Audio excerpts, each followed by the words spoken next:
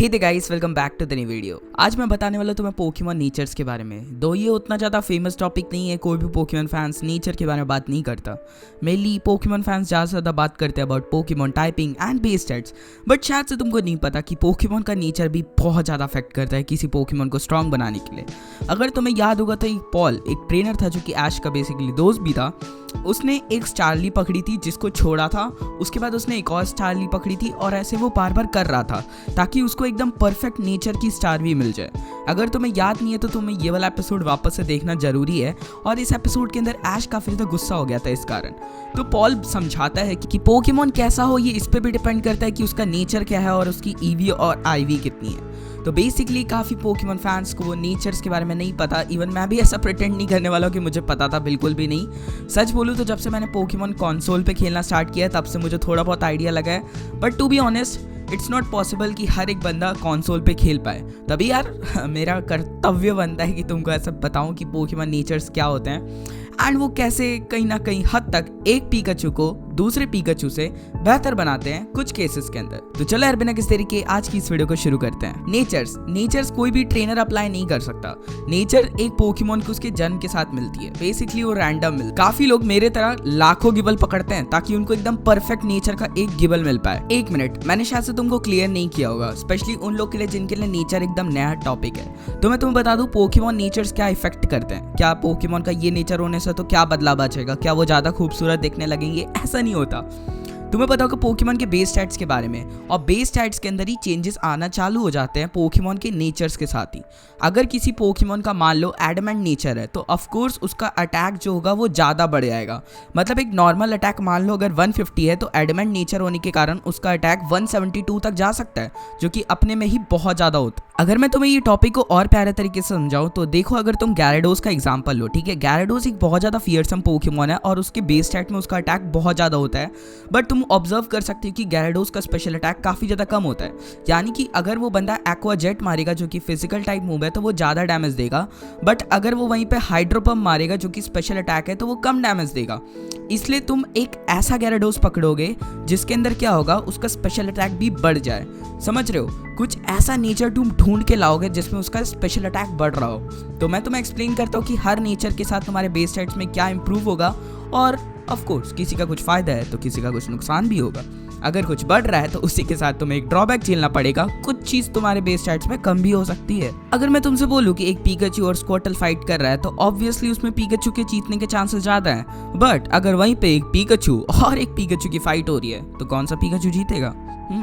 इस केसेस में नेचर बहुत ज्यादा इफेक्ट करता है, जैसे कि Hardy nature, even serious nature and bashful nature.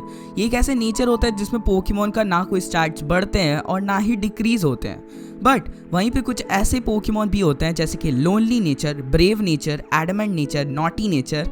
इनके अंदर पोकेमॉन के अटैक्स तो बढ़ते हैं बट साथ ही साथ लोनली नेचर में उनका डिफेंस कम हो जाता है, ब्रेव नेचर में स्पीड, एडमेंट नेचर में स्पेशल अटैक, नॉटी नेचर में स्पेशल डिफेंस कम हो जाते हैं भाई। वहीं पे कुछ पोकेमॉन ऐसे भी होते हैं जिनका डिफेंस बढ़ जाता है, जैसे कि अगर तुम्हारे पोकेमॉन का बोल्ड नेचर है, रिलैक्स नेचर है, इम्फिश नेचर है या लैक्स नेचर है, तो इनके अंदर तुम्हारे पोकेमॉन का डिफेंस तो बढ़ जाएगा, लेकिन उसी के साथ तुम्हें रिस्पेक्टिवली ये सारी चीजों पर ड्रॉबैक देखने मिल सकता है। और भी काफी सारे पोकेमॉन के नेचर्स होते हैं, और ये रही पूरी पोकेमॉन के नेचर्स की लिस्ट। इसको तुम चाहो तो एक बार गो थ्रू कर सकते हो कि किस नेचर के अंदर तुम्हें क्या इंक्रीज देखने मिलता है और क्या चीज डिक्रीज हो जाता है।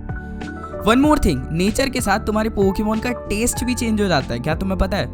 फॉर एग्जाम्पल ऐसा बोला जाता है, पता नहीं ये फैक्ट है कि नहीं है, जो थोड़े गुस्से वाले लोग होते हैं ना उनको थोड़ा झाल पसंद होता है, ठीक है, मतलब लाइक तीखा। ओके, तो वैसे ही पोकेमॉन के अंदर भी होता है। कुछ पोकेमॉन नेचर्स को कुछ टेस्ट पसंद होता है। फॉर एग्जाम्पल अगर तुम जॉली नेचर की पोकेमॉन से पूछो तो उसको स्वीट डिशेस ज़्यादा पसंद होती है और ड्राई डिशेस उसको पसंद नहीं होती, जैसे कि पापड़ उसको कभी पसंद नहीं आएगी। वैसे अगर तुम्हारे मन में ये क्वेश्चन है कि हमें कैसे पता चलेगा कि किस पोकेमॉन के लिए कौन सा नेचर परफेक्ट है और कौन सा नहीं है, तो एक्चुअली पोकेमॉन का नेचर इस पे भी डिपेंड करता है कि तुम किस टाइप के प्लेयर हो। जैसे कि अगर मैं तुम्हें बताऊं तो फॉर एग्जांपल तुम गारचॉम्प को लेके चलो, ठीक है, गारचॉम्प के साथ मैं तुम्हें एकदम बेस्ट समझा सकता हूँ। गारचॉम्प तुम्हारे स्पेशल अटैकिंग का भी काम कर सकता है और अटैकिंग का भी काम कर सकता है। अटैक में जैसे कि गारचॉम्प के पास आ सकता है अर्थक्वेक, क्रंच अटैक, ये सारे फिजिकल अटैक है, बट वहीं पे अगर गार्चम्प चाहे तो वो फ्लेम थ्रोअर और ड्रैगन पल्स ऐसे मूव भी यूज कर सकता है जो कि स्पेशल अटैक है। तो बेसिकली पोकेमॉन नेचर्स इस पे भी डिपेंड करते हैं कि तुम किस टाइप का उस पोकेमॉन को बनाना चाहते हो। अगर तुम उस पोकेमॉन को सारे फिजिकल अटैक वाले मूव दे रहे हो देन इट मीन्स तुम्हें कुछ ऐसा नेचर ढूंढ के लाना पड़ेगा जो कि तुम्हारे फिजिकल अटैक्स को बढ़ा दे। वहीं पे अगर तुम उस पोकेमॉन को स्पेशल अटैक्स दे रहे हो देन इट मीन्स तुम्हें कुछ ऐसे नेचर ढूंढने पड़ेंगे जिसके अंदर उसका स्पेशल अटैक बढ़ जाए। अगर मैं तुमसे एक क्वेश्चन पूछूं कि ऐश के पिकाचू का क्या नेचर है तो शायद से काफ़ी कम लोग ही बता पाएंगे, बट जो पोकेमॉन को काफ़ी ध्यान से देखे उनको पता होगा कि ऐश के पिकाचू का नेचर नॉटी नेचर है, तभी उसका फिजिकल अटैक बहुत ज़्यादा है। तभी तुमने नोटिस किया होगा पिकाचू का वोल्ट टैकल आयरन टेल ज़्यादा डैमेज देता है एज कम्पेयर टू उसका थंडर बोल्ट या thunder. Pokemon natures are really complicated. Even Pokemon franchise खुद नहीं बता सकती कि कौन सा पोकेमॉन के लिए कौन सा नेचर बेटर रहता है। ये बेसिकली ट्रेनर्स पे डिपेंड करता है कि वो अपने पोकेमॉन को किस तरीके का पोकेमॉन बनाना चाहते हैं, physical attacker, special attacker, defence वाला या वैसे मेरा पर्सनल फेवरेट पोकेमॉन नेचर है एडमेंट नेचर और जॉली नेचर। एडमेंट नेचर के अंदर पोकेमॉन के अटैक्स बहुत ज़्यादा बढ़ जाते हैं एंड जॉली नेचर के अंदर तुम्हारे पोकेमॉन की स्पीड हमेशा सामने वाले से ज़्यादा होती है। तो ये बेसिकली तुम्हें कंपेटिटिव फाइट्स में बहुत ज़्यादा एडवांटेज देता है। तो यही कुछ पोकेमॉन नेचर के बारे में छोटी सी वीडियो थी जो कि मुझे तुम्हें एक्सप्लेन करनी थी, क्योंकि काफ़ी लोग को समझ नहीं आता, क्योंकि मैं गेम प्ले में ऐसा कुत्तों की तरह दौड़ता रहता हूँ, मुझे ये वाला नेचर का पोकेमॉन चाहिए, मुझे ये वाला का चाहिए, एंड तुम लोग सोचते हो भाई कोई भी पकड़ लो। ऐसा नहीं होता भाई, ये मैटर करता है। तो इसलिए आज की वीडियो का टॉपिक आई होप मेरे तरफ से तुम्हें क्लियर हो गया होगा। तो अगर तुम्हें मेरा एक्सप्लेनेशन अच्छा लगा तो वीडियो को लाइक कर देना, और इस चैनल पे हम लोग ऐसी कुछ पोकेमॉन रिलेटेड बातें करते हैं आपस में, तो be sure to give a like. अगर तुम्हें पसंद आया तो चैनल सब्सक्राइब कर लो, और ऐसी कुछ पोकेमॉन वीडियो देखना पसंद है तो तब तक के लिए अपना ध्यान रखना। See you next time, until then peace out.